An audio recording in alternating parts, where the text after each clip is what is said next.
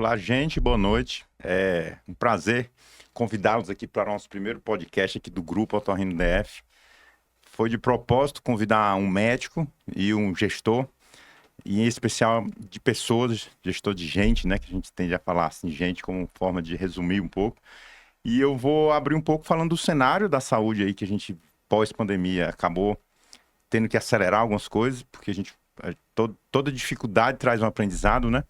E aí eu vou depois falar um pouco sobre o que vocês fazem, depois eu queria que vocês complementassem, se apresentando, e a gente vai bater um papo hoje informal.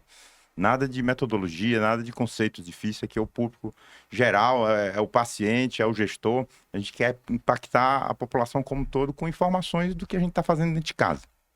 Então, primeiro convidada a Carol, da empresa Heavy, não é isso? Isso. Já trabalhou muito com a gente aí na época que ela era da Spot, com recrutamento e seleções, com políticas de RH estratégico, fizemos um BPO e foi super produtivo. Ainda hoje a gente pratica o que a gente aprendeu. A gente fez o dever de casa e está aí na cadência. Um dia desse eu me peguei com a cultura organizacional um pouco estremecida, porque eu não estava revisitando com frequência e ela sempre dizia, ó, tá pronto, agora tem que revisitar. E a empresa dela aí vem despontando no mercado, é referência em Brasília como recrutamento e seleção, que é o foco que ela sempre nos fala. E eu queria passar um pouco a palavra a ela, para ela falar um pouco do que ela está fazendo e de que forma a gente contratar bem. Eu sempre falo que é o maior desafio do empresário, né?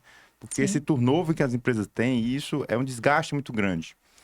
O empresário não quer investir no profissional, o empresário ele quer achar a pessoa pronta para aquilo que ele está precisando, e a gente sabe que isso não existe. Então, eu queria que ela explorasse um pouco isso e a partir daí a gente vai surgindo as ideias. E o segundo convidado, Dr. Fernando, prazer aqui em ter ele aqui. Prazer é meu. É médico, eu acho que nem médico mais é, gestor Não, agora. eu sou médico, ainda tenho atividade assistencial ainda uma parte da minha semana. Mas é temporário. Depois que a gente pequeno, entra né? nesse mundo aí, a gente fica picado, né? A gente entra só para a cabeça, né? E o doutor Fernando, especialista em urgências, emergências, já trabalhou aí por vários setores. Hoje ele conduz lá o ramo lá dentro do SEB, do cartão que eles criaram lá, Só corrigindo, plataforma. não é um cartão, é uma plataforma, né? Então, isso foi de propósito, eu fiz essa pergunta do cartão para ele frisar bem que não é um cartão, é uma plataforma de saúde por assinatura, né? Isso, é um serviço de saúde por assinatura. Então, isso é algo que, diante da crise da saúde, aí desses convênios, um absurdo de caro, a gente vê que a cada ano o nosso convênio aumenta 20% e o salário não acompanha. Então, vai chegar um momento, eu até falo que plano de saúde vai ser artigo de luxo, não são para todos. A gente já percebe que a segunda despesa das empresas grandes hoje é plano de saúde colaborador. Então, isso tende a acabar.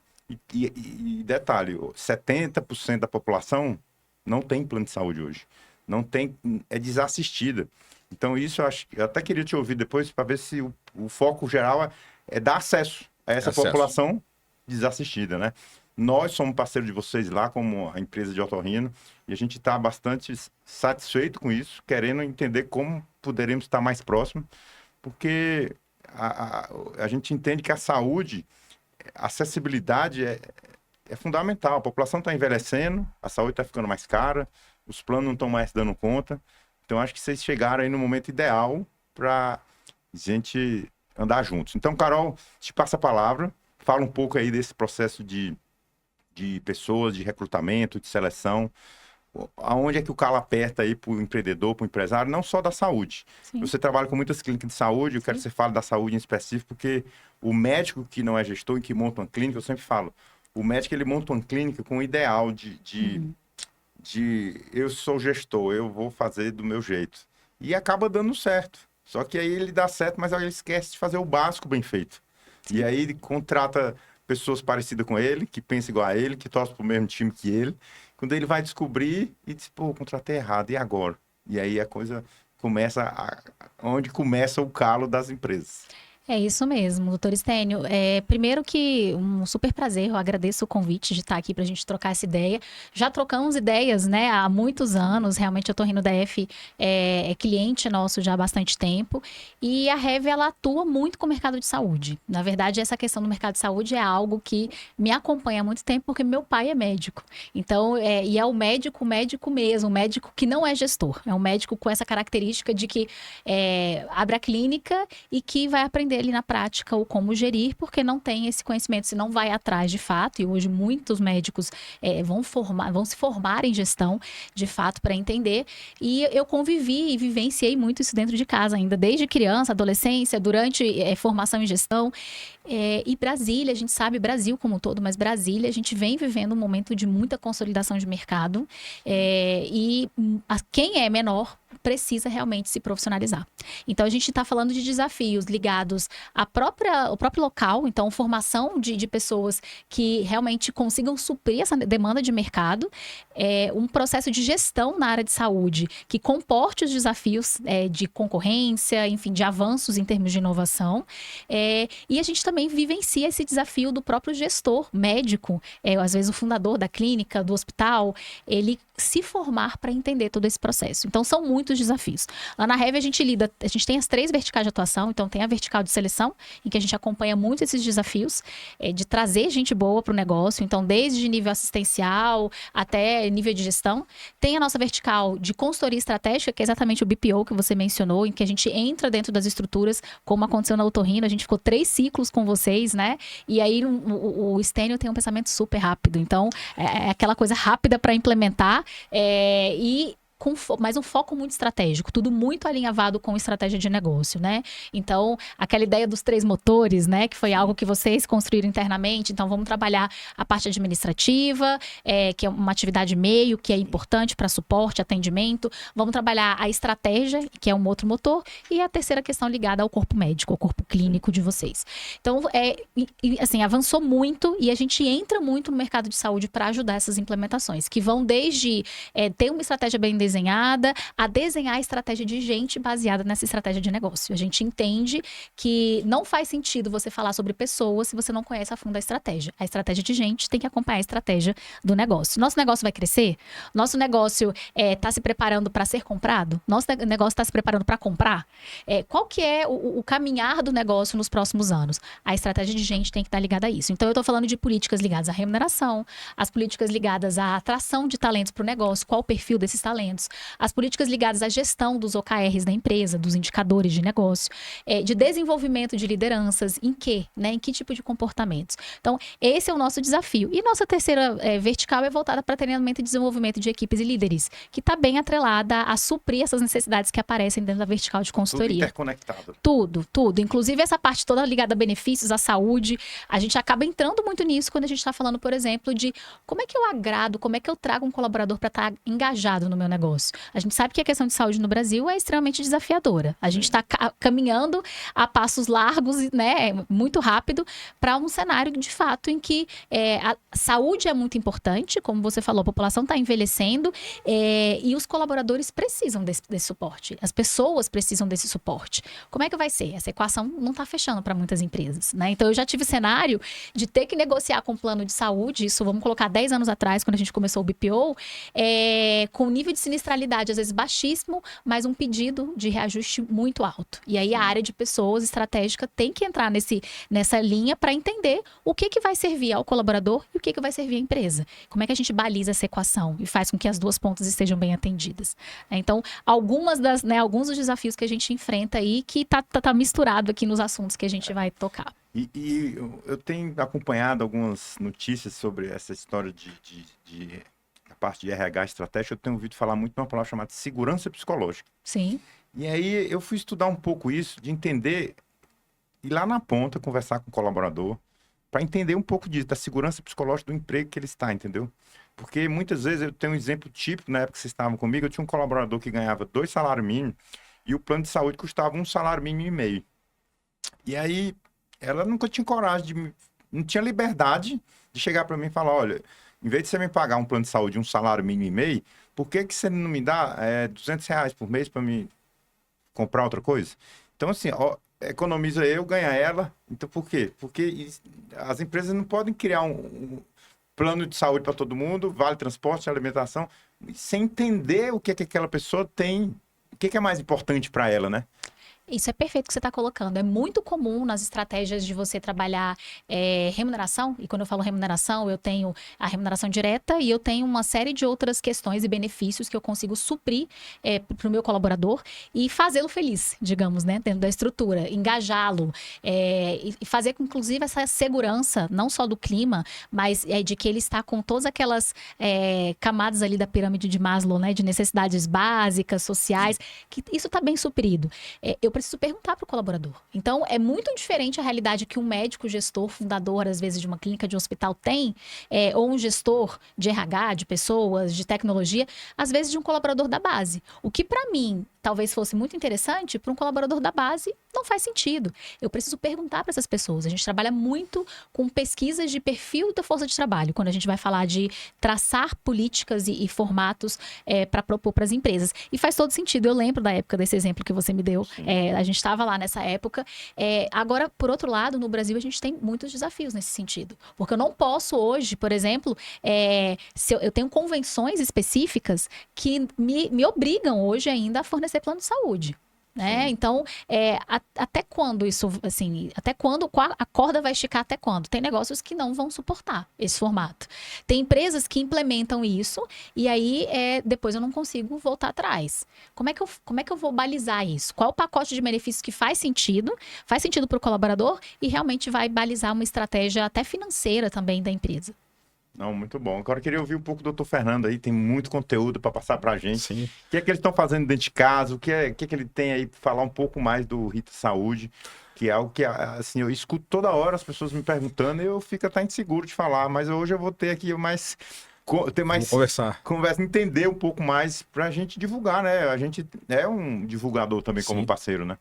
Queria agradecer o convite, Stênio, né? E tá aqui na presença também da Carol, na companhia da Carol, para a gente conversar um pouquinho sobre a Rita Saúde, né? Então, a Rita Saúde é uma plataforma de acesso do Grupo SEIB, né? A iniciativa de plataforma, ela surgiu muito dentro, né, da evolução do próprio negócio do Grupo SEIB, que foi fundada há 40 anos atrás pela doutora Janete e doutora Sandra, né? Duas mulheres empreendedoras que são muito conhecidas, né? Que tem uma história admirável e que nessa trajetória construíram um negócio de promoção à saúde. Então, esse é o negócio hoje do Grupo SEIB. Então, a gente saiu de um negócio de análises clínicas, né, lá na década de 80, para se tornar hoje um grupo de saúde, que dentro desse grupo de saúde tem algumas empresas, né? A gente tem o SEIB em Diagnóstico em Saúde, que é a marca mais conhecida, e que dentro dessa marca, né, existem alguns negócios ali, que são os negócios de análises clínicas, né, de genômica, imunização, check-up executivo e diagnóstico por imagem. E a gente tem um outro negócio que é Amparo Saúde, que é uma clínica de atenção primária, que também trabalha muito fortemente com saúde corporativa, que tem essa interface muito grande com o RH, né, justamente porque a saúde ela é entendida como benefício, é percebida como benefício, né, é um fator de atratividade e retenção da maior parte dos colaboradores. E, por fim, a gente tem esse negócio que é um negócio, do ponto de vista de fundação, ele é mais recente, né? A Amparo foi adquirida depois da criação da Rita, mas é um negócio mais recente. A Rita ela nasce dia 15 de março de 2021, foi quando a gente fez o lançamento. Antes disso, né, eu cheguei na companhia em agosto de 2020. Foi um período onde a gente fez toda uma construção, uma modelagem dentro de iniciativas que já existiam dentro do próprio grupo, no sentido de construir um ambiente em que a gente pudesse ampliar acesso à saúde e trazer sustentabilidade para aqueles que são os nossos parceiros. Então, uma das coisas que a gente sempre teve claro, né, que a gente não seria. Então, o que a gente não é? A gente não é uma operadora de plano de saúde e não será uma operadora de plano de saúde. Né? Por quê? Porque nós não fazemos desintermediação. Então, o que é que acontece com o Otorrino DF, por exemplo, que é a nossa parceira lá, né?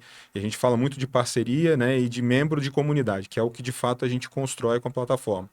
A Otorrino DF, quando vocês fizeram o preenchimento lá, o cadastro conosco, né, o preço, as condições, os horários, todos foram vocês que forneceram e disseram. Ou seja, a gente não tem ingerência nenhuma nisso. Né? A única coisa que a gente faz é dizer sobre alguns valores, se eventualmente forem muito altos ou muito fora, que a gente fala, olha, esse valor você não vai ter paciente, que os pacientes eventualmente não vão procurar. Mas uma preocupação nossa também, e sempre muito voltado para dentro dos nossos valores da empresa, e um deles é a qualidade, é de fazer compor ou de permitir o acesso, fazer a curadoria dessa plataforma com parceiros que, como nós, primam por qualidade, né? Então, a gente não tem ali nos nossos 1.785 especialistas hoje, né, desde Boa Vista até Florianópolis, que a gente está onde o grupo está, a gente não tem nenhum que não tem um RQE. Então, por exemplo, a pessoa só é anunciada ali como especialista se de fato ela tiver essa comprovação. O que já nos distancia bastante dos cartões de benefício, né? Os cartões de benefício, eles são uma modalidade de contratação que, em geral, é multiproduto. Então, nós também não somos multiproduto. Então, na Rita, a gente não vai ter lá desconto em faculdade, desconto em postos de gasolina, né, vale brinde, nada disso. Então, a gente é uma solução para a saúde muito voltada para essas duas questões, que é ampliar acesso e trazer sustentabilidade ao sistema. Isso por que a gente coloca a plataforma dessa maneira? O negócio de plataforma, né, ele surgiu no início dos anos 2000, né, e ele deu o prêmio Nobel para um economista francês que é o Jean Tirole, né? Inclusive ele tem um livro publicado que é a Economia do Bem Comum, né, uma sugestão de leitura para quem quiser, e que é muito interessante. Ele fala sobre essa possibilidade da economia dos dois lados, que é quando você tem essa parceirização de mais de um agente dentro de um mesmo setor da economia, em que a circulação desse paciente consegue, né, fazer ganhar todos os lados, né, ou ambos os lados. Longe da lógica, muitas vezes, que é o que está permeando os negócios, não só da saúde, mas de outras áreas também, que é o grande problema da soma zero. Né, que quando a gente vai para um determinado setor, para que um lado do negócio tenha lucro, o outro precisa ter prejuízo. Então a plataforma ela atua de outra maneira, ela atua com outra proposta. Né? E aí, nessa proposta, a gente acredita muito num princípio que é o chamado princípio da lei de Metcalfe, né? Que quando você cruza esses relacionamentos, ou seja, se o nosso cliente que usa o laboratório fica sabendo também dos serviços da Otorrino DF ou de qualquer um de nossos parceiros dentro de um mesmo ambiente, a gente tem a possibilidade de fazer com que esse cliente circule por outros serviços. E circulando por outros serviços, você tem o benefício de que o valor também circule por esse serviço. Sim. Então, a proposta da Rita Saúde é uma construção que está muito voltada, intrinsecamente relacionada com o propósito da companhia, que é inspirar pessoas a cuidar de pessoas. Então, a gente leva isso muito a sério. É uma empresa que foi construída para ter um enfoque de empresa de impacto. E quando a gente fala de empresa de impacto, é uma empresa que, enquanto ela dá lucro, ela precisa entregar impacto social positivo. E hoje a gente tem dentro da plataforma cerca de 10 mil pessoas que recebem até 1,5 salário mínimo, por exemplo, que são assistidas numa condição diferenciada, justamente para poder ampliar acesso. E a gente tem ainda também dentro da companhia o Instituto SEIB, que é um instituto social privado, né, que tem essa promoção também de acesso à saúde. A gente trabalha muito junto com o Instituto, né, são situações diferentes, mas a gente trabalha em conjunto. Né, e para além disso, né, trazer sustentabilidade ao sistema. Então, a partir do momento que esse cliente ele passa a ter acesso a um ambiente onde ele tem visibilidade e, mais do que isso, onde a gente consegue conversar com esse cliente sobre esses serviços em um ambiente digital, a gente consegue ampliar, né, esse contexto de sustentabilidade que é tão necessário para o mercado que a gente está vivendo hoje. Né? A Carol colocou aqui, né, essa dor com relação à saúde. Então, uma das preocupações do brasileiro quando a gente fala de bem-estar, né, e bem-estar psicológico tem a ver com segurança psicológica, é a preocupação com a saúde, né, e ter acesso é muitas vezes o que de fato garante essa entrega. O que a gente tem visto dentro dessa situação, muitas vezes, de necessidade de garantir um benefício, né, mas na necessidade também de garantir um negócio, né, que às vezes é a segunda maior despesa hoje, depois da folha, muitas vezes é a operadora de plano de saúde, alguns movimentos têm acontecido. Uma preocupação do Grupo SEIB, sempre, desde muito tempo, a doutora Janete e a doutora Sandra, sempre foi em preservar, apoiar e desenvolver o trabalho das operadoras de plano de saúde. A gente tem isso muito claro. Operadoras de plano de saúde são parceiros, são stakeholders, e a gente tem essa preocupação com o setor.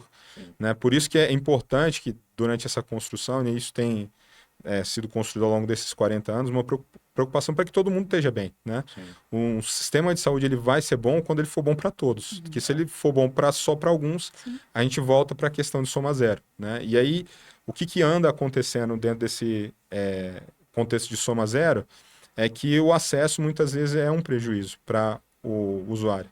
E aí a gente fala, por exemplo, de um dos fenômenos que está cada vez mais crescente, que é a coparticipação. Né? Então, a coparticipação ela vem ampliando e ela muitas vezes traz uma impressão, né, de que o custo foi reduzido, mas na realidade a partir de uma conta em que você amplia muito as condições negligenciadas.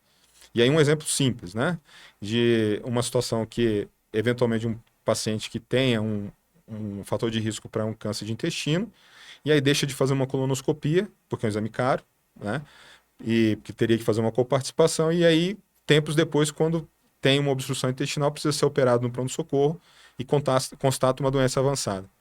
Então, em algumas operadoras hoje de plano de saúde, a gente tem alguns dados, né, de uma quantidade grande de pacientes que chegam para o início de tratamento na quimioterapia já com doença avançada. Isso tende, né, tem fatores que estão associados a isso, mas o acesso, principalmente, tanto à atenção primária quanto à atenção especializada, ele precisa ser garantido, porque não adianta eu oferecer um benefício, né, que ele traz uma dor ou ele traz um esforço muito maior para ser utilizado do que se de fato isso for conduzido de outra maneira. E aí uma das coisas que a empresa também está posicionada, né, que é uma empresa de promoção à saúde. Então, hoje o grupo tem esse enfoque. A gente tem... foi feita a aquisição da Amparo Saúde, que é uma clínica de atenção primária e que também tem serviços de saúde corporativa a partir do momento que existe um dos produtos da Amparo, né? Que é Amparo nas empresas, onde a gente consegue oferecer tanto atenção primária quanto esse apoio, né, ao serviço de saúde corporativa das empresas que são nossos clientes, para justamente promover saúde, né, e evitar sinistro. Mas é evitar sinistro da forma inteligente, né, que é atuando de maneira preventiva e promovendo saúde. Perfeito. Esse tema de saúde e doença é algo que tem muito pano para manga, né?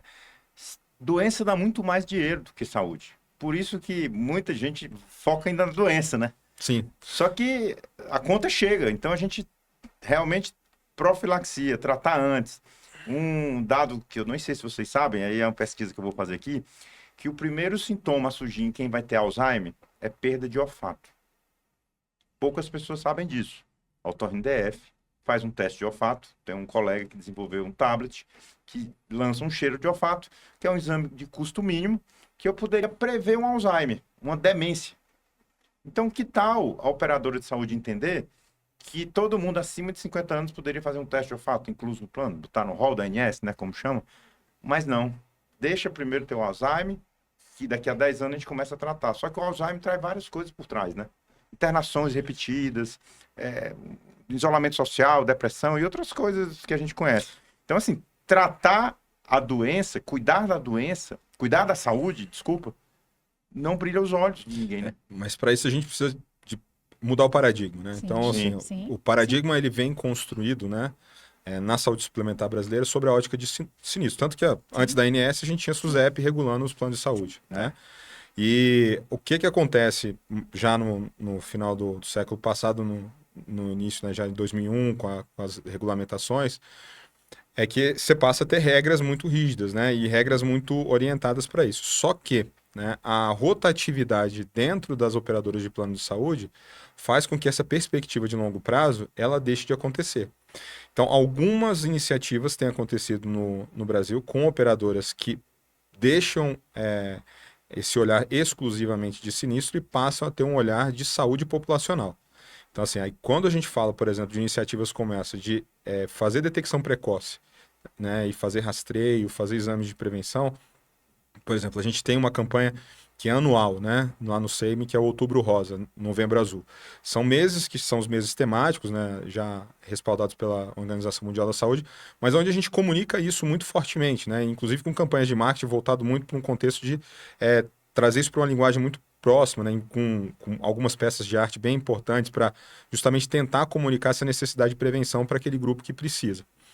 Mas essa lógica, né, de saúde populacional é a lógica de quem vai ficar com esse colaborador durante muito tempo. Então, quem de fato quer ficar com esse colaborador o mais tempo possível é a empresa. Uhum. Então, é por isso que esse contexto hoje de saúde populacional está crescendo nas empresas. Sim. A partir do momento que se percebe, né, esse benefício, não meramente como uma cobertura de um sinistro de um evento, mas do ponto de vista de olhar para esse indivíduo, né, como alguém que constrói essa empresa junto com quem toma decisões estratégicas, né, você passa a perceber essa pessoa como um ativo muito importante. Aí não, assim, só do ponto de vista mercadológico, mas do ponto do ativo de entender, né, que quando a gente fala principalmente de capital estrutural, né, que são 3 capitais que compõem uma empresa, né, o capital humano, o capital político e o capital intelectual que envolve processos e rotinas. Mas quando a gente olha para esse contexto de coisas, a doutora Janete sempre teve essa preocupação, a doutora Sandra, né, com o bem-estar dos colaboradores. Falou, olha, não tem como eu pedir para uma atendente estar sorrindo, né, se ela está com problema em casa. Sim. Inclusive, há várias iniciativas que hoje a gente tem dentro da Rita Saúde, elas foram incorporadas de programas que a gente tinha dentro do SEIB. Né? Então, a gente tem algumas iniciativas, alguns produtos dentro da Rita, que foram desse aprendizado que a gente teve ao longo do tempo e de que, de fato, quando a gente fala de saúde quanto benefício, né, isso precisa extrapolar essa lógica de pagar o custo da doença. Exato, e eu até puxar o assunto para cá, porque... Não, eu já ia te passar a bola antes, porque eu ia jogar assim, ô Carol, o SEIB no mercado é conhecido como uma das empresas que tem uma política de RH exemplar. Eu, por Sim. exemplo, tenho 2 funcionários que trabalharam no SEIB e eles me ensinam coisas todo dia. Sim. Uma vez uma colaboradora disse assim, ó, se me dobrar o salário eu não saio do SEIB, ou seja, não é só dinheiro. Sim. Tem um aniversário, tem um outdoor, tem Sim. 10 anos de casa, a mãe ganha um carro, não sei o quê. Sim. Então, me fala um pouco, que eu sei que você sabe a política deles. Sim, na verdade o SEIB é uma referência, eu falo que acaba sendo um orgulho, acho que pra gente que é de Brasília, é uma das referências nossas aqui em termos de empreendedorismo, doutora Janete, doutora Sandra, e eu acho que o que é mais bacana de tudo isso é que é autêntico. Muitas vezes a gente vê as empresas tentando construir copia e cola, e realmente é algo que faz parte da base de valores do negócio, né? Você percebe que isso permeia todas as iniciativas do grupo e isso é muito interessante. Então, quando uma empresa chega pra gente e fala, então, eu quero igual o SEIB, isso é muito comum. As empresas chegaram pra gente, eu queria igual o SEIB. Então, a gente precisa começar a construir uma base de valores que faça sentido. Não é do nada, isso não surge do nada. Não.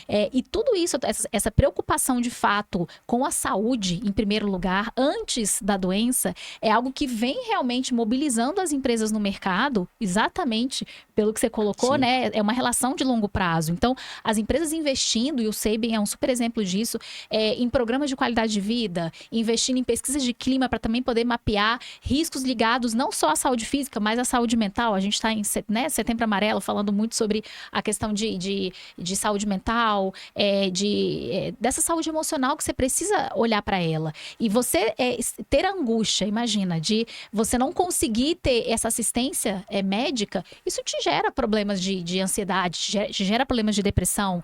Então, as empresas estão se abrindo, existem programas muito bem estruturados ligados a isso hoje. E fato, as empresas que não olharem para isso, elas ficam para trás. Elas ficam para trás na atração de talentos e na retenção. As pessoas não ficam mais. A gente teve, eu acho que você vai acabar entrando nesse ponto, Stênio, mas a gente teve uma mudança gigante de paradigmas no mundo do trabalho. A gente está vivendo isso. Nós estamos no meio Tem de conflito uma geracional era. também, né? Tem conflitos, hoje a gente chama muito né, a gente, assim, digamos, tenta maquiar, não, existem convergências geracionais, existem muitas convergências, mas como no passado existem conflitos, a gente passou por conflitos geracionais com a geração que veio antes da gente, a gente está passando por um momento de muita transformação, as empresas que não olharem para isso, elas perdem a atração e elas perdem a capacidade de engajar o colaborador no que elas precisam. Eu no meu dia a dia com o médico, eu percebi que eles eram muito hard skills, né? Aquele negócio, eu fiz doutorado, mestrado, tenho um currículo, atrás tem um quadro. E a primeira movimento que eu fiz, quando a gente vai juntando, comprando, clientes entrando, é de investir no soft skills, né? A gente sabe que é a tendência, né? De tratar bem, de cuidar bem, de saber lidar com gente. Porque nós, como formamos como médico, a gente não aprende nada disso. A medicina, ela é muito técnica, né? Você sai de uma faculdade de medicina hoje, você não tem noção de como é que você vai achar o mercado. E aí, no dia seguinte, você já está trabalhando porque você quer compensar o tempo perdido na faculdade que não dá para trabalhar. Toda profissão que você faz estágio, você começa a ser remunerado, na metade para frente ali já começa a trabalhar. O médico não. Ele, pelo contrário, ele tem que estar no internato, ele tem que estar full time, dá um plantãozinho ali por fora, às vezes acompanhando o colega, mas quando ele forma, ele sai com aquela ambição de querer trabalhar, de vou dar plantão em tudo que é lugar, só que ele esquece do que pode vir por trás disso, esse burnout que está dando aí em todo mundo. A gente tem médico trabalhando 12 horas a semana toda. E eles não têm essa maleabilidade. Eu falo que, gente, deixa o cliente falar. O paciente, quando está na nossa frente, ele às vezes está ali, não é nem pela dor de ouvido. Ele está ali porque aconteceu um problema que gerou a dor de ouvido. Sim. E ele conta a dor de ouvido, ele não conta o que aconteceu. Então, no dia a dia nosso, como médico, eu sempre falo assim, ó, se você deixar o paciente falar muito, ele lhe conta a doença, ele lhe conta o tratamento e ele vira o seu melhor amigo. E aí, eu falo que eu tenho muito paciente hoje que é meu parceiro comercial. Porque o cara, você abre uma linha de comunicação, de trazer o cara, ele fala, traz a tia, traz o... Então, vira uma relação, né? Sim. Então, a pergunta que eu quero passar para vocês é de como a gente se tornar um profissional, já que a gente sofre tanto na faculdade, de ter relacionamento interpessoal, intrapessoal ali com as pessoas, de que isso possa virar, tipo, o diferencial. Eu percebo que os médicos, nós temos 40 e poucos médicos, eu seleciono uns 5 a 10 que sabem lidar com gente. Sim. Que passa a dar um bom dia, que cumprimenta, que você vê que, pô, por que esses caras estão performando bem? E às vezes tem aquele cara do doutorado, do mestrado, que é muito bom naquilo, mas tem aquela visão de que eu, depois de Deus, sou eu sei mais aquilo, eu preciso produzir em cima do que eu gosto, eu não posso mais perder tempo conversando com muita gente, eu tenho que focar naquilo. Me dá uma dica aí, porque eu quero sair daqui com algumas dicas hoje, dever de casa, para a gente também educar o nosso médico, o nosso colaborador, saber lidar com as pessoas que estão ao redor, né? Sim.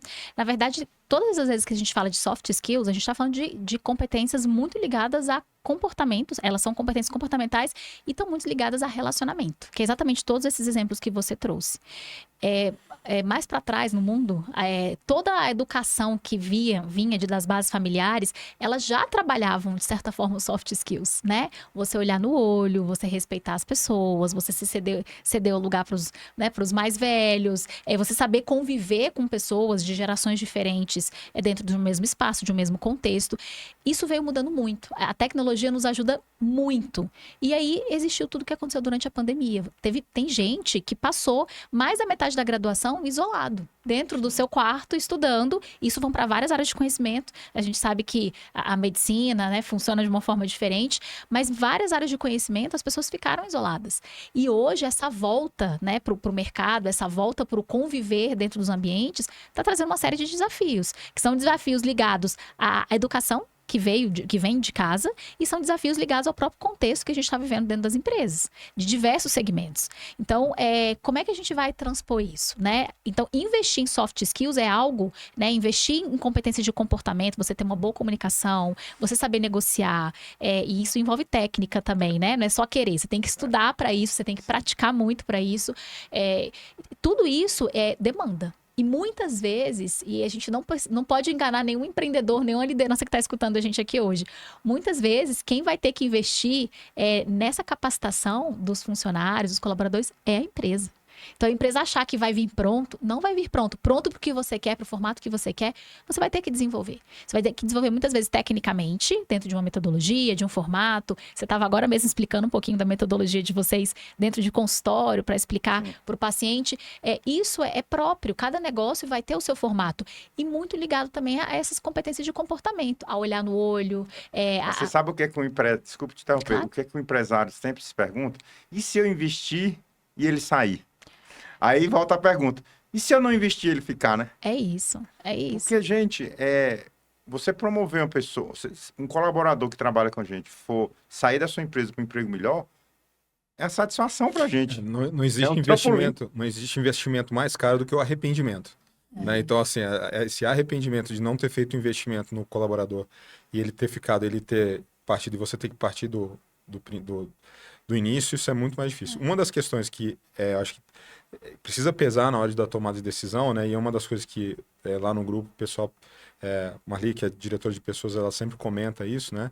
Que é a importância da cultura, né? Então, assim, a empresa ela tem, né, essa característica de ter um turnover baixo, né? E ter relações de trabalho de longo prazo, justamente porque se preza, né? E se tem um peso muito forte na cultura. Então, a pergunta que precisa ser feita, né, é o quanto a cultura permeia essas decisões, né? Porque se de fato a cultura é forte, né, essa sensação, essa relação de pertencimento, ela é muito mais importante muitas vezes do que essa dúvida. Então, o que faz dirimir a dúvida, aí uma opinião, né, é muito mais essa questão que está associada com valores e com a cultura. Então, uma empresa que não tem uma cultura tão consolidada, muito dificilmente o cliente não vai encontrar outros diferenciais, porque ela passa a ser pasteurizada. Então, uma cultura pasteurizada você encontra a mesma em qualquer lugar. E aí entra numa máxima de que, não, problema tem em todo lugar, salário tem em todo lugar, tudo tem em todo lugar, então todo mundo é igual. Só que na realidade não é, ou pelo menos não deve ser. Né? Falando em cultura, Carol, eu te pergunto, o tal embaixador da cultura, a gente ouve muito falar isso. A gente fez um BPO, criou lá, organizou nossa cultura, colocou no propósito, mas como revisitar isso com uma certa periodicidade? A gente, por exemplo, é uma clínica que funciona de domingo a domingo. Sim. E, quer queira, quer não, um dos nossos pilares é estar disponível. Se eu tenho um colaborador que trabalha comigo, eu preciso dizer a ele que a minha clínica é domingo a domingo e que é importante que ele esteja disponível domingo a domingo. O óbvio tem que ser dito. Sim. Sim. Às vezes a CLT trava, não pode, não sei o quê. Mas se é um pilar que eu defendo, que é um diferencial competitivo, e que eu estou aberto domingo a domingo, eu preciso que toda a minha equipe esteja assim. Só que isso tem que ser dito. Eu sempre falo que o dever de casa do empresário que está montando a sua empresa, que está com dificuldade, faça o básico bem feito. Sim. E às vezes dizer o óbvio, quando vai embora, tem que desligar o computador, tem que apagar a luz e tem que ter o processo de ir embora. Sim. Para mim é óbvio, mas quem garante que para um cara que vem de uma empresa que o ar-condicionado tinha que ficar ligado porque tinha um sistema lá que não Tinha um podia data desligar? center. Sim. Tinha um data center. Então, assim, é o óbvio, o básico. Vamos fazer bem feito aqui o básico pra gente passar para outro nível. Aí o cara quer botar um sistema ultra mega tecnológico, uma startup está vendendo cliente. Se o médico está faturando menos de tanto, compre isso que você vai faturar mais. Gente, Fórmulas prontas, né? tá cheio de coaching aí na internet, falando de como o médico pode ganhar mais, como fazer isso. Tá fazendo o básico? Né? E cultura, é isso que você colocou mesmo, Stênia. A cultura, ela vai dar o tom do que você quer para o seu negócio. A cultura que você tem que construir é a cultura que tem que transbordar para o seu cliente final. O seu colaborador, ele tem que transparecer, ele tem que simplesmente ser ali um Precisa ser espelho, natural, né? Para mostrar para esse público da ponta como é que é o negócio, o que o negócio acredita, como é que ele transmite esses valores no dia a dia. E no papel é lindo, é muito bonito fazer um mapeamento de cultura, a gente trabalha com isso também, mas na prática, quem cascateia isso para a ponta é a liderança. Se a liderança não estiver muito bem alinhada a quais são esses valores, o que o negócio quer, o que o negócio não admite, não é só o que eu quero.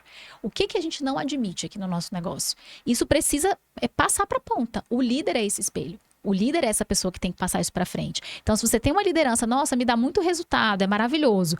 E eu estou falando de resultados, às vezes, financeiros, né? E de indicadores, de resultados, de fato. Mas ele não transparece essas competências de relacionamento, de comportamento, do que eu realmente quero para o meu cliente da ponta, ele não serve para estar no seu negócio. Ele está corroendo a sua cultura, né? Então, existe muito aquela máxima, né? Peter Drucker falava que a cultura, ela come a estratégia no café da manhã. E tem um outro autor que ele fala assim, a cultura e a estratégia, a cultura e a estratégia, elas precisam tomar café da manhã juntas. E é fato, elas precisam estar em Essa é acordo. para anotar, viu? A cultura come... O Peter Drucker fala que Como estratégia no café da manhã. Então, eu tenho uma estratégia linda, tá ali no papel. Se você não tem uma cultura que vai sustentar essa estratégia, acabou a estratégia. Né? Não tem estratégia que se sustente sem uma cultura que vá realmente dar essas bases, tá? Carol, eu não posso deixar de te fazer uma pergunta, porque é uma coisa que eu aprendi depois de 15 anos de clínica, né?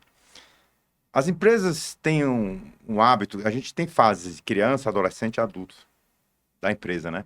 de promover as pessoas erradamente. Um colaborador que é muito bom numa coisa, você tende a achar que ele é muito bom na outra coisa.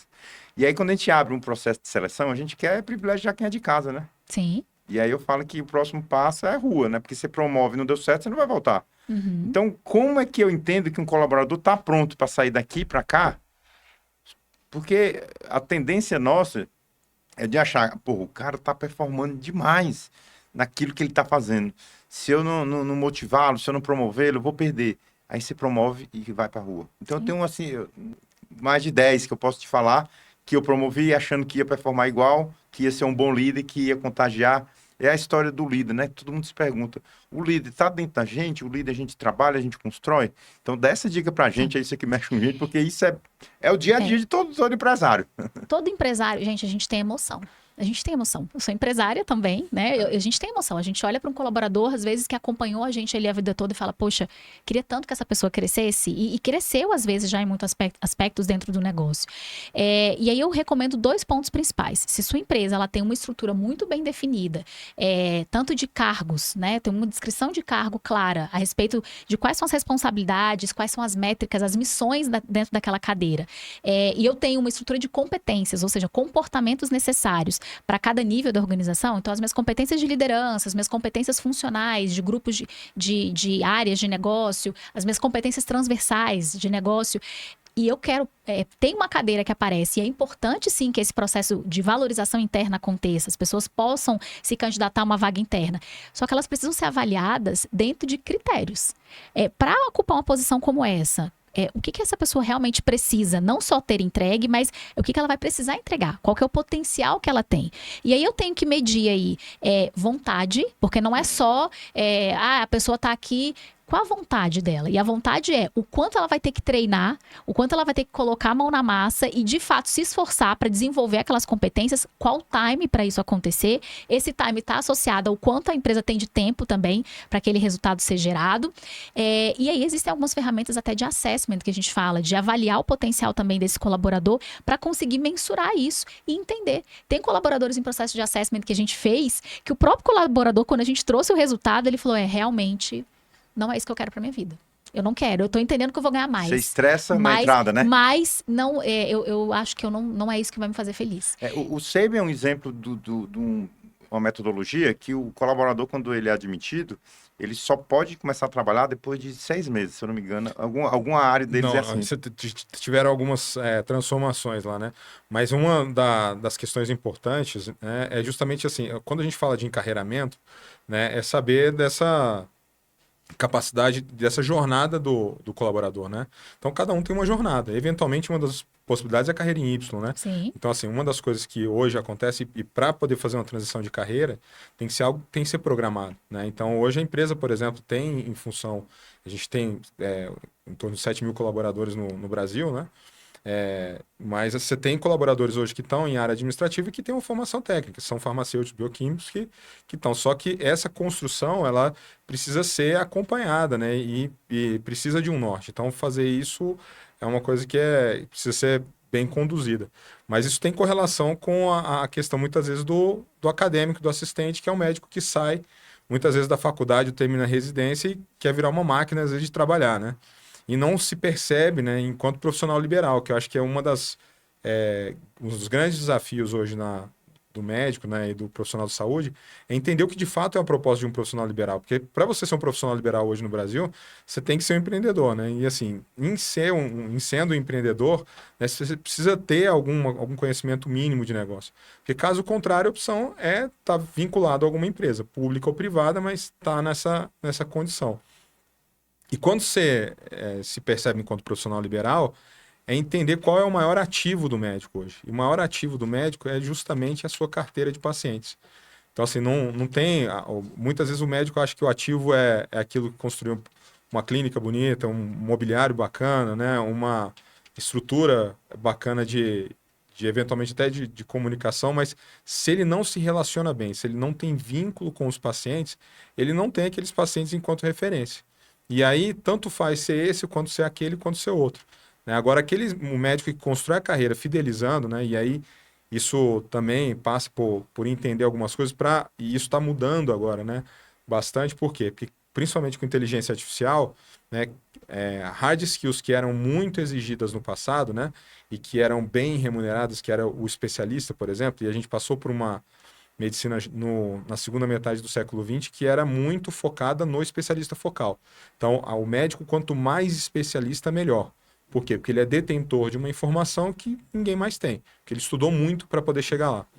E aí o curioso é que eu estava na minha atividade assistencial essa semana com alguns alunos da universidade, né? E eu estava acompanhando o atendimento, deixei eles fazerem o atendimento.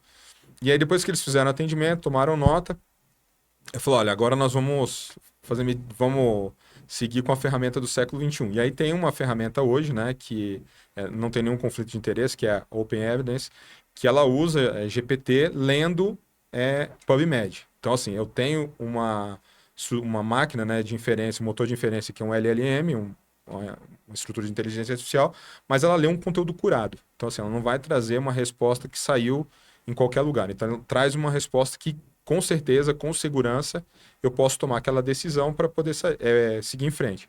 Isso é o que está vindo agora, né? A inteligência artificial ela tem 3 empregos muito práticos hoje em dia na medicina, que é automação de registro, né? Automação de rotinas e agendamentos, eventualmente, sim, faturamento, processos administrativos, e os sistemas de suporte à tomada de decisão, né? Que são os CDSS, né? A sigla em inglês.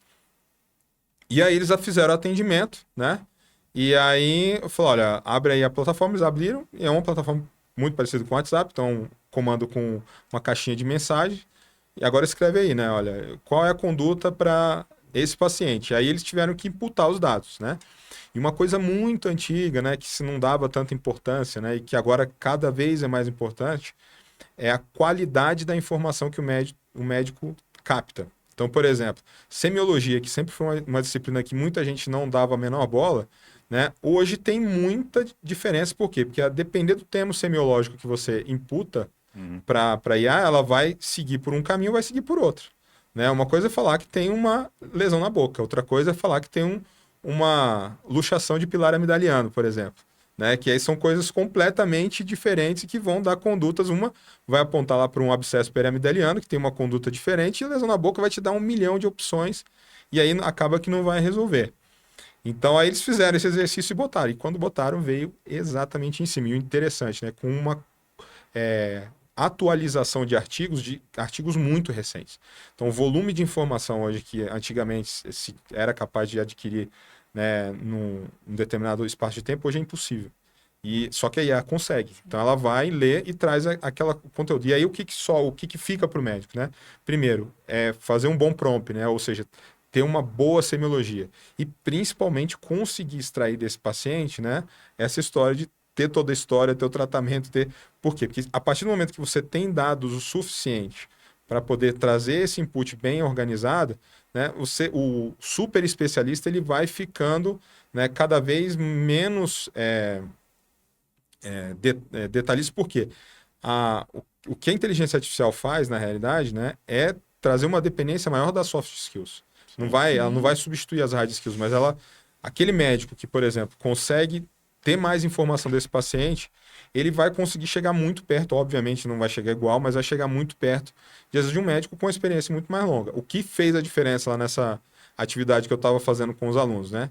Que eu tenho um tempo muito maior de formado, né? E tenho uma atuação na área de medicina de emergência, as minhas perguntas eram melhores que as deles. Então, quando eu fazia pergunta para a máquina, né, o direcionamento para apoio diagnóstico para tratamento era muito mais próximo do que de fato o paciente precisava. E no caso do médico mais jovem, ele às vezes, e principalmente se a pergunta ela não estava bem formulada, e isso ficava um pouco diferente. Então, fazer boas perguntas. Fazer boas perguntas, isso é transversal. Para a medicina é crucial, mas para qualquer área do conhecimento. Fazer boas perguntas. E a gente só faz boas perguntas com bagagem. Exatamente. Né? Isso bagagem. faz a diferença, né? Então, quando a gente fala a diferença do júnior pro sênior, a diferença do júnior pro sênior é porque o sênior tem bagagem. Sim. O sênior tem ali uma vasta cesta caixa de ferramentas, uma caixa de ferramentas que pega rápido, é muito rápido. E que as pessoas às vezes chamam de feeling, né? Na gestão fala, eu tive um filho, que feeling? Você não teve feeling nenhum. Você tem uma caixa de ferramentas extensa, vasta. Seu cérebro funciona muito rápido. Você já vivenciou isso, você já viu isso, você já leu isso. Então, a gente acha que é o feeling, mas é o que a gente chama, né, dentro da jornada de aprendizagem, que já é uma competência inconsciente. Você já é tão bom nisso que você consegue puxar as perguntas certas e isso parece automático. Parece que você já não gasta tanta energia com isso, mas você já gastou. Em algum momento você já Sim, gastou. você teve uma curva de aprendizado. Exatamente. Então, esse é o ponto que, por exemplo, o médico, né, o médico sênior, né, um médico bem informado. Então, por exemplo, um colega que fez um doutorado ou um pós-doutorado em uma determinada área. Esse conhecimento, ele não vai ser suplantado pela máquina. Né? Então, assim, essa experiência que ele adquiriu, né, quer seja atendendo, quer seja estudando, isso faz muita diferença na hora de fazer uma determinada pergunta, na hora de ter uma informação de maneira mais acurada. Mas o que é mais importante, né, a gente entender é que, nesse contexto hoje, o paciente também pode fazer perguntas. Então, quando a gente está falando do paciente fazer perguntas, a gente tem esse caso clássico que saiu esse ano no noticiário, né? De uma mãe que estava com o diagnóstico de um caso raro, né? Passou por 3, 4 médicos nos Estados Unidos, não conseguiu, ele foi para o chat GPT, levou as informações, pediu para o médico fazer uma determinada avaliação e chegou a um diagnóstico. Então, assim, a história do Dr. Google, né? A era do Dr. O Dr. Google uma solução que ficou no século XX, né? Então, Sim. hoje, o que a gente está tendo, né, é um contexto onde essa conversa ou essa relação que precisa acontecer com o paciente, ela precisa primar, em primeiro ponto, por um vínculo de confiança. Sim. Que o paciente não vai te dizer as informações se ele não tiver um vínculo de confiança. Né? Ou se ele não tiver tempo, muitas vezes, para poder ter uma boa consulta. Então, uma das Perfeito. coisas que as consultas vão ficar mais rápidas? Não, pelo contrário, talvez elas fiquem um pouco mais demoradas.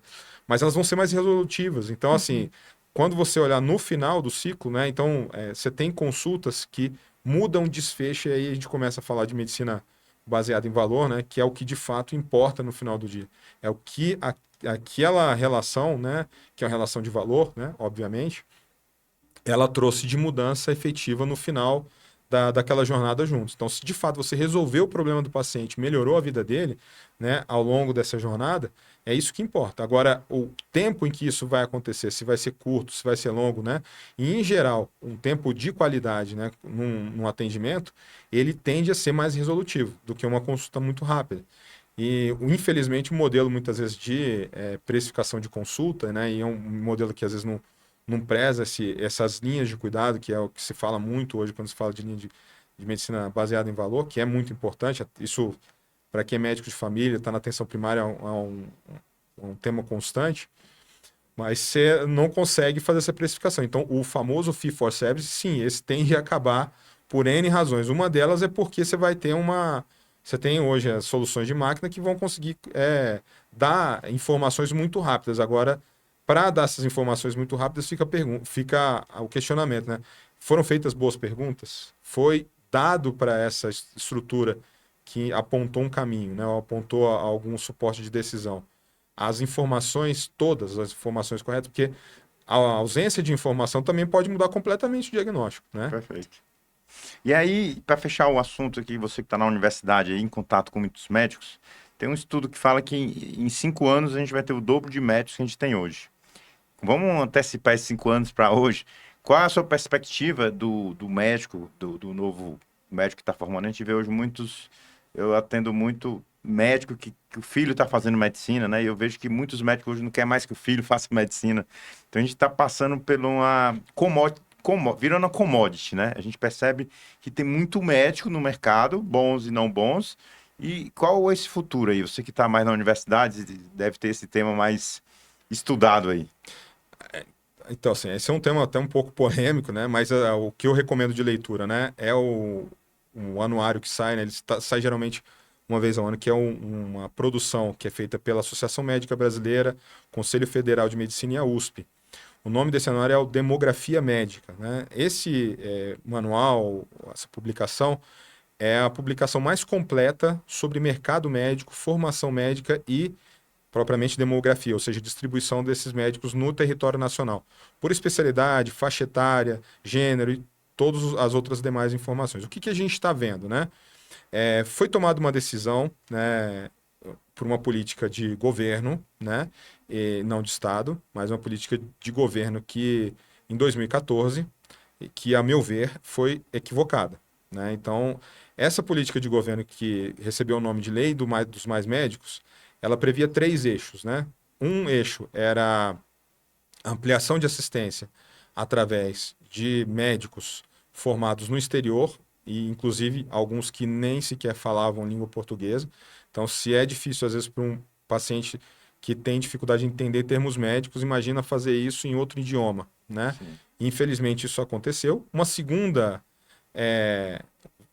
vertical, né? Uma segunda iniciativa ou vetor, né? Que era a ampliação dos cursos de medicina, né? E isso aconteceu em larga escala nos últimos 10 anos. E uma terceira que era a ampliação dos cursos de formação em medicina de família e comunidade, que das três, né, dos 3 vetores, foi o único que foi mais acertado e que, de fato, qualificou muitos médicos na atenção primária, a partir dessa iniciativa. Mas então, essa construção, então, assim, o que a gente vê hoje, isso não é fruto do acaso, fruto do mercado, não é. Esse jabuti não está em cima do poste, né? Porque ele subiu lá. Então, assim, isso aconteceu e tem uma intencionalidade por trás disso. E essa intencionalidade levou, né, a um aumento muito importante dos cursos de medicina e, por consequência, na formação desses médicos que possuem ainda um viés muito forte tecnicista, voltado para o especialista focal, que é um modelo que sempre foi feito durante o século XX, porque era o modelo epidemiológico que a gente tinha, de agravos agudos. Só que a gente saiu de um modelo epidemiológico que a gente tinha no final do século XX, de agravos agudos, para agora um modelo que a gente chama de tríplice carga de doença, que é um modelo de doentes crônicos, onde é fundamental você ter vínculo. Então, porque é um cliente, é um doente que vai estar com você muito tempo. As condições associadas a trauma, né, que são tanto por causa externa ou por violência urbana. As doenças emergentes, aí a gente viu o Covid, né, que é o influenza, a gente já passou aí nesse período por essa pandemia. E agora, mais recentemente, que seria uma quarta carga de doenças, que são as questões de saúde mental. Então, esse adoecimento, ele muda completamente o perfil do profissional necessário para atender o paciente. Então, uma coisa era eu ter, né, no final do século XX, um profissional que era bem remunerado porque ele emitia uma opinião que só ele detinha aquele conhecimento, ou ele emitia um laudo específico sobre determinada alteração e liberava o paciente, e aí precisava de ter uma rotatividade nesse consultório muito grande. Então, um equívoco que acontece hoje, né, é o médico, por exemplo, achar que ele precisa estar sempre correndo atrás de paciente. Na realidade, o que é mais importante para o médico hoje é cuidar bem dos pacientes que já estão com ele. Então, esse é o primeiro passo. E aí, dentro desse contexto, a gente está chegando a uma média de médico por paciente, né, ou uma média de médico por habitante, que fica insustentável. Então, em Brasília, hoje, a gente já tem o maior número de especialistas por 100 mil habitantes do Brasil. Então, a relação especialista por população em Brasília é a maior do Brasil. E isso eu não estou dizendo, está lá no relatório, né? Basta conferir a Demografia Médica 2023. Obviamente que essa restrição, esse estreitamento de mercado, ele vai levar a uma série de questões que são complicadas, né? Então, assim, uma delas é o achatamento da remuneração, né? Então, você tem e as diversas efeitos que isso pode trazer. Né? O que está na contramão? O que pode fazer para mudar isso? Né? A gente precisa, de alguma maneira, né, ter um olhar para isso que está acontecendo, né, de uma maneira colegiada. Acho que tem que envolver todo mundo, né? Tem que envolver a sociedade, tem que envolver quem está estudando, tem que envolver os estudantes, tem que envolver quem regulamenta isso, né? E tem que envolver as associações médicas. Por exemplo, um outro equívoco muito grande mais recentemente foi tirar as representações médicas dentro da Comissão Nacional de Residência Médica. Né, e passar isso só meramente para uma questão educacional. A gente não pode tratar dessa maneira. Né? Então, a formação do médico, ela tem uma composição estrutural, tanto na economia quanto na vida das pessoas, muito diferente de outras profissões. Por isso que existe uma trajetória própria. Por isso que a pós-graduação, quando a gente fala da formação de um especialista na área de medicina, a gente fala de residência médica. A gente fala de um programa de formação que envolve 60 horas por semana, né? Envolve uma dedicação que é muito diferente por exemplo, qualquer outra profissão que faz uma formação mais curta ou eventualmente até à distância, né? Então, isso são coisas que hoje a gente tem que ter essa diferença. Então, para o futuro, né? Infelizmente, a gente não vai ter à frente aí um oceano azul mais. Então, essa época já passou, né? O que a gente tem pela frente do ponto de vista assistencial né, é uma situação de mar vermelho, né? E é importante para os novos médicos, os recém-chegados, né, quem está começando uma carreira, ter muito claro que hoje, mais do que nunca, vai ser fundamental, né, a presença da vocação para ser médico. Por quê? Porque a vocação para ser médico é o que é um dos principais fundamentos para garantir para o médico um negócio chamado alegria no trabalho, que é justamente o antídoto do burnout. Então, assim, qual é o antídoto do burnout? Alegria no trabalho.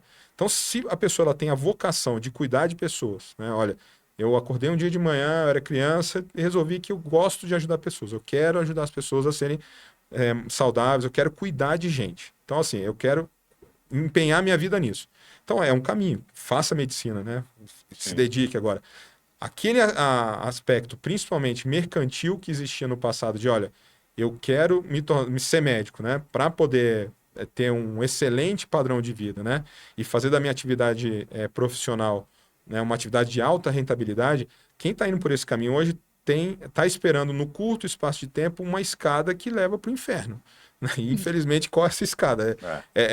Começa, e como é que isso começa? Né? Isso começa com a tristeza. Então, a pessoa, primeira coisa, ela perde a alegria no trabalho. Então, a primeira coisa, ela fala, olha, eu já não estou mais aqui. E aí tem um segundo degrau. Esse segundo degrau, ele passa para despersonalização. Então, ou seja, existe o trabalho e existe o eu. Então, eu não sou trabalho, não pertenço ao trabalho, eu venho aqui, dou meu plantão, atendo o paciente, entrego a minha ficha, faço o atendimento e vou embora para minha casa. Não tenho nada a ver com isso que está aqui. Sensação de pertencimento, né? Que você Não fala tem muito. mais. Então, A ele pessoa perde a passa a não ter. sensação de pertencimento. Aí o terceiro degrau, né, quando existe o burnout. Então, no terceiro degrau começa o quê? Olha, eu preciso trabalhar hoje, mas aí começa com sudorese fria, na noite anterior não dorme bem, eventualmente pode ter diarreia, às vezes pode ter um ataque cardíaco. Esses já são sintomas que chamam a atenção para o paciente que está caminhando para o burnout. Depois do burnout, né, eventualmente esse paciente vai para um quadro de depressão. Né? Então aí, de fato, é uma depressão clínica muitas vezes. Né? E o último degrau, que é o que termina isso tudo, que infelizmente alguns colegas médicos estão tendo, que é a motivação da discussão desse mês de setembro, que é o Setembro Amarelo. Então, uma das coisas que é importante a gente falar nesse podcast, em especial nesse mês de Setembro Amarelo, é falar sobre prevenção ao suicídio. Sim. E uma das coisas que está diretamente associada à prevenção do suicídio, principalmente em ambiente corporativo, é a alegria no trabalho. A única coisa que trata isso, né? Como é que eu faço para tratar essa evolução? Eu preciso estar alegre, eu preciso estar feliz. Ou pelo menos eu preciso buscar isso. É claro que nem todo mundo tem dia ruim, né? Todo mundo acorda Vai ser bom sempre, um né? dia indisposto, né? Mas se aquilo que eu faço não me traz satisfação, eu não tenho prazer de dizer pro meu filho, falar, eu tenho uma alegria muito grande de falar para meus filhos, olha, eu cuido das pessoas, né? Então, assim, hoje eu estou numa posição fazendo gestão que eu não cuido só de um de cada vez, eu cuido de 80 mil de cada vez. Então, isso, mas é uma coisa que me dá uma satisfação muito grande. E uma das coisas que a gente trabalha muito na Rita Saúde, né? E a gente tem um ritual de cultura lá na Rita, que a gente chama de Cesta do Valor. Né? E aí, o que eu faço com a minha equipe? Toda sexta-feira, a gente, final de expediente, chega ali 4h30, 5 horas, a gente tem 7 valores lá na companhia, né? Que são exatamente os 7 valores do Grupo SEIB, né? Os valores da Rita são os mesmos. Né? O único ponto que a Rita é diferente do SEIB é que a nossa missão não é prestar serviços com excelência, é conectar pessoas que procuram por serviços a serviços de excelência, como o caso do Dr. DF, aí, né? O SEIB e tudo mais. Então, é só esse que é o ponto diferente. O restante é tudo igual. E aí, na sexta-feira, qual é o desafio? Né? É olhar para a semana. Então, todo mundo já começa a semana na segunda-feira sabendo que tem o ritual de cultura na sexta. Mas é olhar para a semana e saber qual desses 7 valores a gente entregou. Né? Por quê? Porque se a gente, durante a semana, fizer o nosso trabalho, mas não tiver entregue um desses 7 valores, a gente fez outra coisa, mas não foi SEIB. Então, aí, quando a gente faz esse esforço, o que acontece? Chega no final da semana, todo mundo tem ali seu bilhetinho, porque aí como é que funciona, né? Geralmente alguém abre e aí conta a história, tem que contar a história. Fala, olha, eu entreguei o valor, de que maneira que você entregou? Aí conta uma história ali de como é que foi que entregou aquele valor, a ação que ela chamou a atenção na semana que entregou aquele valor. E aí geralmente anota isso num papel colorido. A gente tem um quadro na parede onde a gente vai jogando esses post-its, né? Já tá bem colorido lá. E aí coloca a data, né? E coloca o nome. Pode ser 2, pode ser 3, pode ser o mesmo, 2 semanas seguidas, não tem regra, né? Mas quando tem... E a gente faz isso e quando tem alguma coisa extraordinária, né? Geralmente a gente tem a liberdade de pedir música. Então alguém pode pedir uma música lá, uma música que tinha a ver com a semana, quando tá fazendo um aniversário, ou teve alguma coisa diferente. A gente teve uma entrega acima da média, ou entregou acima da expectativa, aí tem a pessoa pede muito. É uma coisa que custa R$0. Zero. Uhum. Não custa, para falar que não custa zero é os centavos do post-it. Uhum. Né? Mas assim, e isso traz claramente para minha equipe, claramente, que eles levantam todos os dias de manhã por uma causa.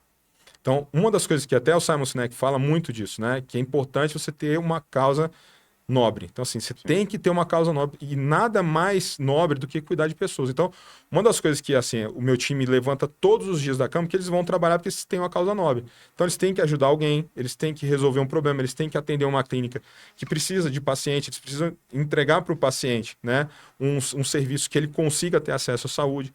Então, isso é claro para o grupo. Não que a gente não tenha problema, a gente tem problemas, né? A gente tem problemas lá, tem problema com as pessoas, tem problema. A gente tem. Falar que não tem problemas é ilusório. É uma empresa, né? É a empresa. Só que isso mantém as pessoas motivadas. Então, hoje, o que me dá uma satisfação muito grande, porque eu acordo todo dia de manhã com uma causa. E causa está acima de propósito, né? Está acima de missão, está acima de visão, está acima de valores.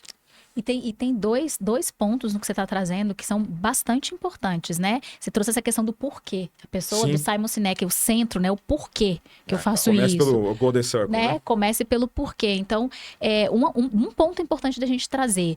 Essa questão do porquê é muito forte nessa geração que está chegando. Sim. Essa geração, ela não está disposta a passar em cima do porquê. Né? É tipo, esquecer o porquê e vamos só pro que mais interessa, rápido, interessa muito o porquê tem muito impacto. Então, pode criticar o que for, mas essa é uma geração que é muito ligada a isso e ela vai valorizar e vai querer isso. E não adianta a gente fechar o olho, porque hoje a geração Z já representa 20% da força de trabalho no Brasil. Tá? Então, não tem como a gente falando de conflitos geracionais ou convergências geracionais, né? Uma outra forma de ver. E um outro ponto se você entra no LinkedIn hoje, os profissionais estão criticando muito um ponto que você trouxe aqui que é crucial. Tá havendo um movimento de querer separar trabalho de vida.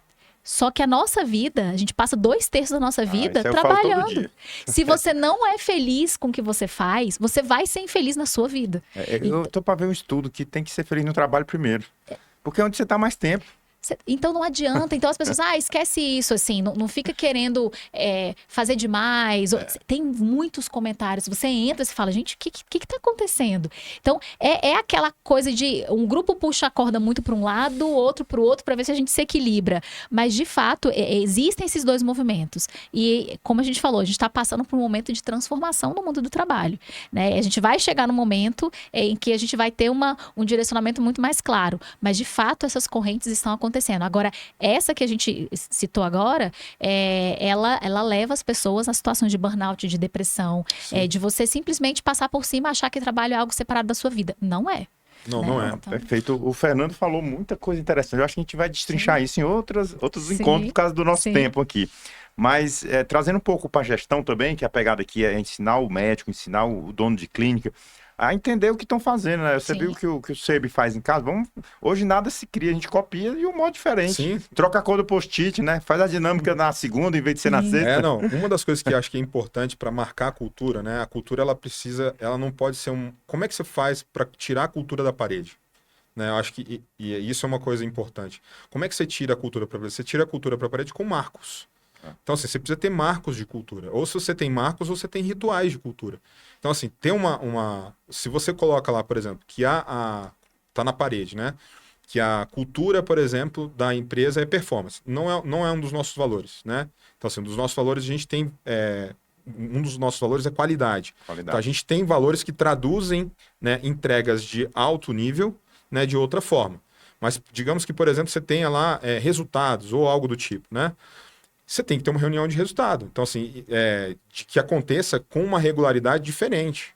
Né? Se você tem lá, por exemplo, uma entrega, né, que é confiança, um dos valores, você tem que ter um setor de confiança muito robusto. Né? Então, o que está na parede precisa vir para a rotina regularmente. E uma das coisas que eu faço regularmente com a equipe, né, que durante as nossas reuniões, né, durante as nossas tomadas de decisão, das nossas entregas, quando tem uma dificuldade, quando eu identifico alguma situação, né, que tem correlação direta com o valor, eu ilustro isso. Eu falo, olha, a gente está fazendo isso porque uma das coisas que, por exemplo, quando a gente fala de acesso à saúde, né? Se eu falo claro para eles, né? Tem uma frase de um bioético, que é o Albert Schweitzer, né? Que ele tem uma definição muito boa para respeito à vida, que é um dos nossos valores, né? Um dos 7 valores é respeito à vida. Que respeito à vida é ampliar, né, ou apoiar o desejo de viver. Então, todas as vezes que a gente permite que alguém que não tinha acesso à saúde passe a ter acesso à saúde, a gente está apoiando o desejo de viver, porque a pessoa está indo atrás para poder viver mais, para viver bem. Sim. Então, e aí o que acontece? Eu vou fazendo essas amarras daquilo que está acontecendo com aquilo que está na parede. Por quê? Porque aí as pessoas começam a entender, olha, eu estou entregando isso. E aí é esse dia a dia, né, que faz muita diferença. Então, se você está numa instituição onde a cultura está na parede, mas não está na vida das pessoas, né?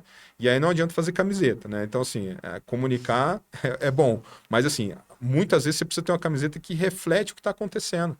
Então, assim, você vai fazer uma confraternização, vai fazer um momento de celebração, né? Aquilo que está escrito na camiseta, de fato, tem que estar acontecendo. Isso lá na empresa acontece, né? Então, assim, o que as pessoas têm os momentos de celebração, porque isso precisa ser real.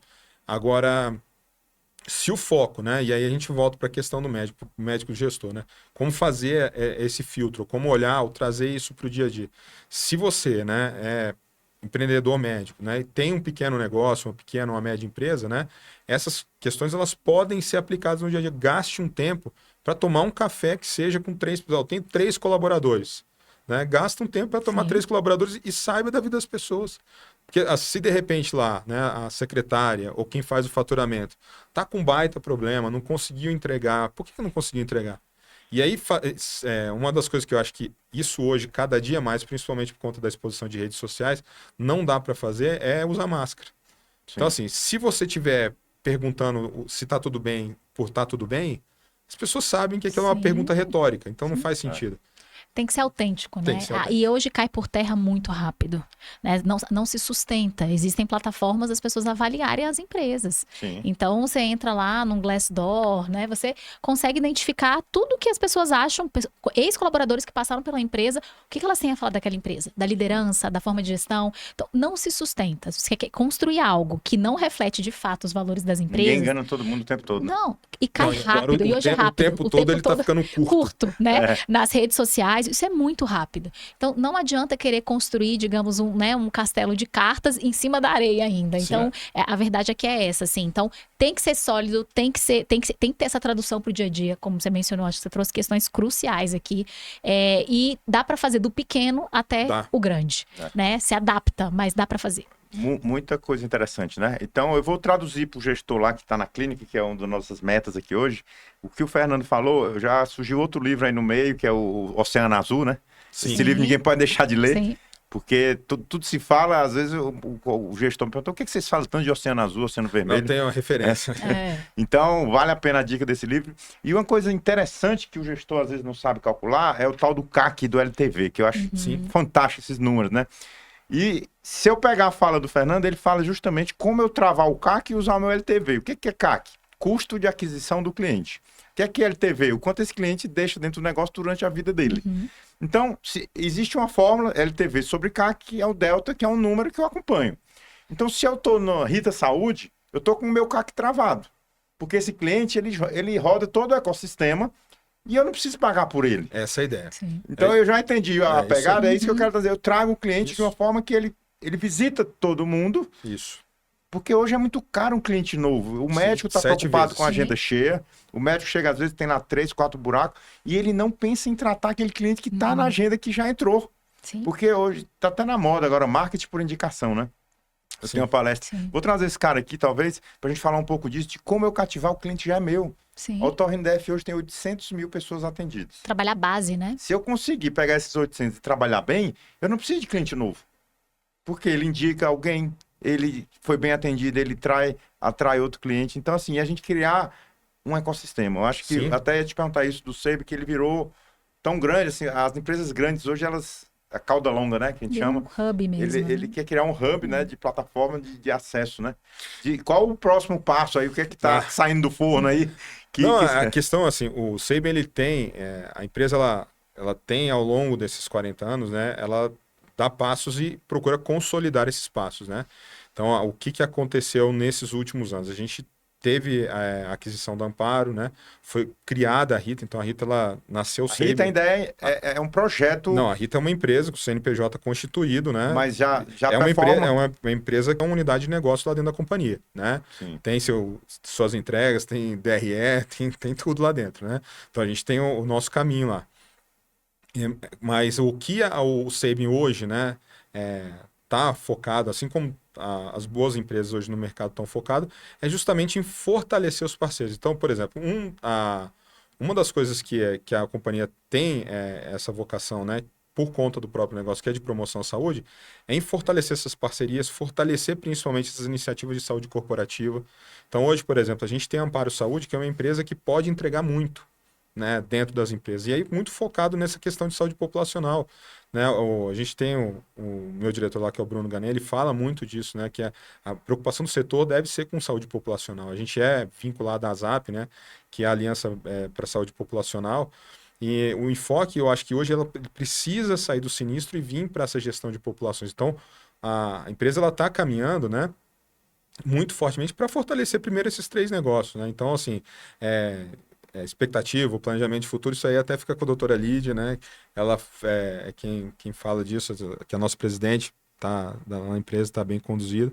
Mas o que eu tenho para dizer é que a gente está fortalecendo essas bases, essas três empresas. Então, o Sabin hoje, por exemplo, tem um desafio, né? E a gente tem um desafio grande hoje, que é o que está acontecendo na genômica. Então, hoje a medicina ela está partindo, né, para um contexto cada vez mais personalizado e preditivo, né? Que é a medicina 4Ps, né? Preditiva, personalizada, né? E tá olhando para esse cliente que muitas vezes hoje vai chegar com um perfil gênico, né? Que já adianta muitas dessas informações ou permite muito dessa promoção em saúde. Né? A gente tem um serviço de imunização hoje bem estabelecido que fez um trabalho muito importante para a cidade na epidemia de dengue que a gente teve. Então, assim, a gente teve uma cobertura vacinal que o Sabin foi responsável e evitou muitos casos de dengue na cidade. Então a gente tem essas estratégias hoje e aí nesse momento agora o enfoque, né, é para fortalecer isso que foi construído. Né? E fazer uma plataforma de saúde é uma coisa que tem uma cauda longa. Né? Então assim, a gente quando a gente vai falar de inovação em saúde, né, uma inovação em qualquer área, existe uma referência que é a curva de Rogers, né, que é uma curva um formato de Gauss, né?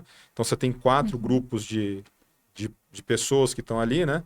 Mas essa fase inicial, que são dos primeiros adotadores, né, adotantes, ela, no caso da saúde, ela é muito longa. Então, assim, demora para as pessoas mudarem o paradigma. Então, para você explicar para as pessoas, né, como é que funciona uma plataforma de saúde, já é um desafio, né? É um mercado É conservador. um mercado conservador. Ah. E aí, por exemplo, a gente tem hoje 2 produtos de assinatura. A gente tem o Essencial, que dá acesso a esse ambiente todo, né, com clínicas, farmácias, o laboratório, o Sabin Diagnóstico em Saúde está lá também. E a gente tem um outro produto que é o Rita Mais Saúde. O que o Rita Mais Saúde faz? A gente tem, além desses serviços, também acesso a um centro de saúde digital, que é uma clínica nas nuvens, que é uma estrutura de saúde digital. Né? Hoje o que eu faço é gestão de saúde digital. E essa clínica nas nuvens, ela funciona como? Você não tem um espaço físico propriamente dito para esse atendimento. A Amparo tem unidades físicas, né?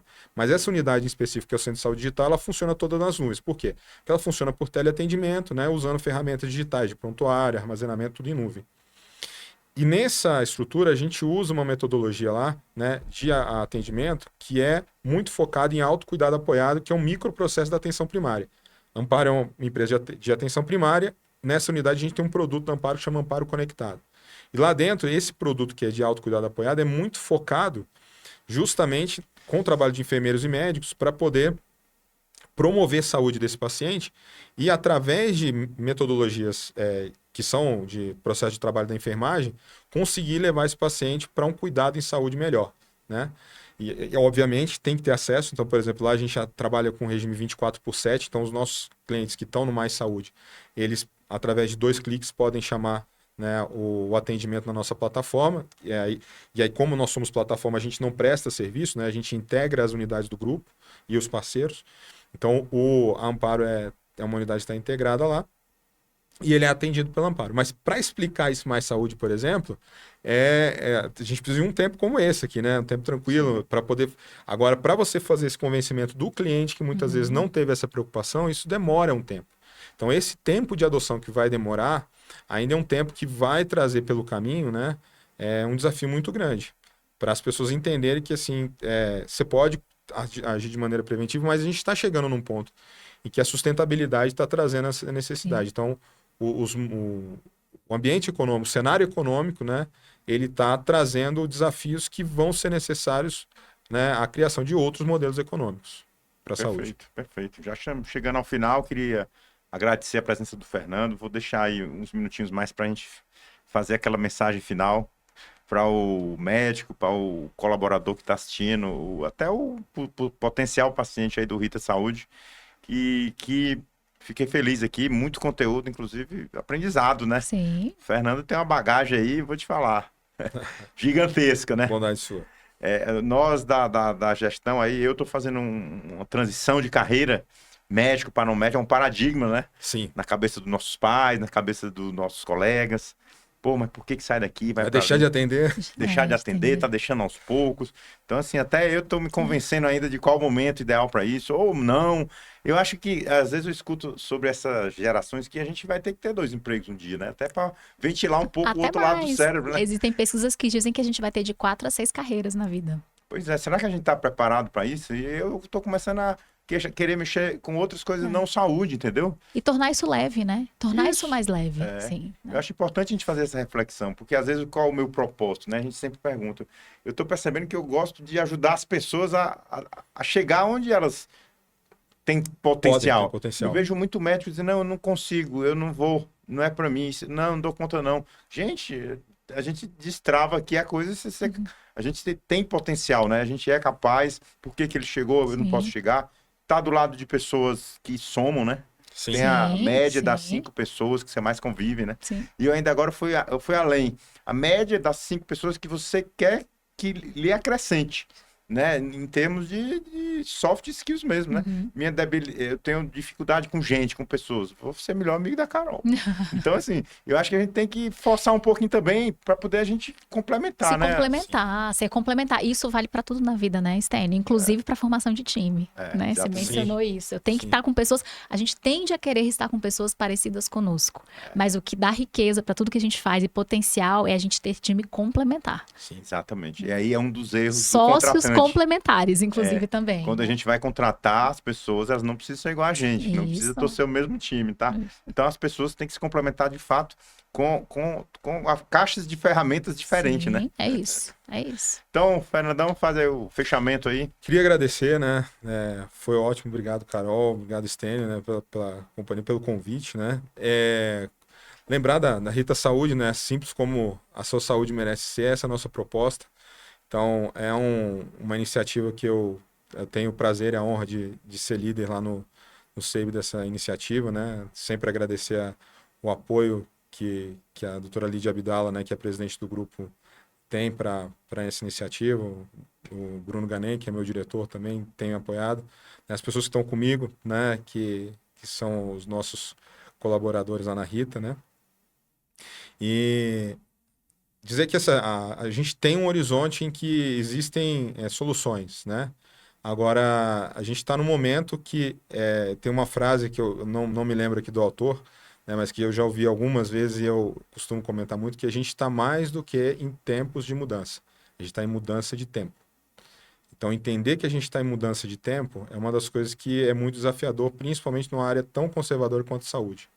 Né? E que aqueles que nos ouvem, né? Você que é paciente, né? Que também tem essa dor muitas vezes, que quer e procura por profissionais que atendam com empatia, com carinho, com vínculo, né? Para poder entender. E aos médicos, né? Aos colegas que estão assistindo, né? Tanto numa vida assistencial, que eu acho que hoje, mais do que nunca, é importante ter vocação. Se você não tem vocação para ser médico, dá tempo de repensar, a gente tem essa questão hoje, né? Dá para seguir outro caminho. Né? Você não precisa ficar amarrado a essa profissão por uma questão de satisfação social, né? Você pode seguir um outro caminho. E às vezes é mais importante para uma pessoa não vocacionada seguir outro caminho para poder ter alegria no trabalho do que eventualmente não seguir um caminho que não deseja. E se você tem vocação para ser médico, se dedique cada dia mais a isso. Essa profissão é maravilhosa, né? É para quem faz, isso traz muita alegria e não deixe as dificuldades se tornarem barreiras intransponíveis, né? Procure pessoas, né, que têm soluções, que viveram situações semelhantes, que é possível construir um caminho. Muito bem.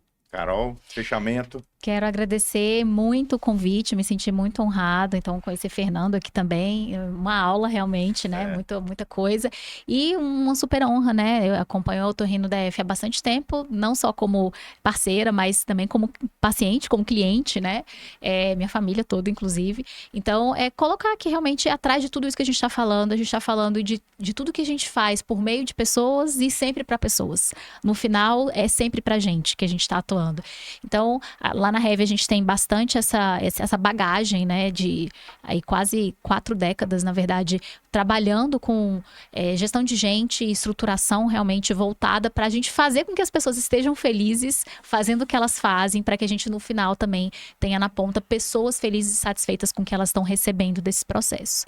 Então, contem sempre com a gente tem um Instagram com muito conteúdo voltado para a parte de gestão de pessoas e carreira. Temos uma coluna na Nova Brasil FM todas as quintas, às 7h40 da manhã, em que a gente traz também bastante conteúdo ligado à gestão de pessoas, carreira, empreendedorismo, e foi um super prazer. A área de saúde é uma área que a gente tem um amor especial, é uma área hoje dentro de volumes de estruturação, dentro de consultoria, a área que a gente mais atende e reflete muito o cenário da nossa cidade, né? Um cenário de profissionalização muito grande dentro de clínicas e hospitais, e a gente tem muita história gostosa para contar, então eu fico super à disposição dos gestores, enfim, líderes que quiserem conversar com a gente sobre. Eu escuto todo dia dos meus colegas médicos, donos de clínica, por onde eu começo.